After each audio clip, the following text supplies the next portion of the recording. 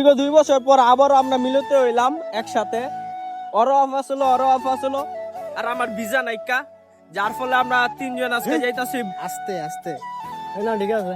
বয়স টাইম নেই করে ভয়েস এমনা করে তুমি মানছো ঘুমাই যাচ্ছ, আমার ভিজা নেই, আমার দৌড়া লয়ে যাও।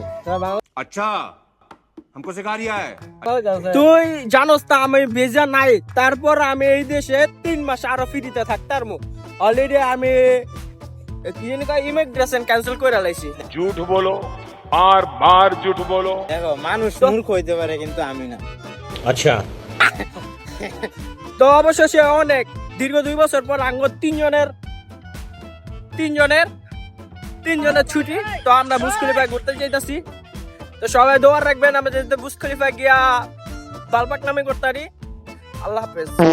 আরে এরা কারা, কোত্থেকে এলো এরা?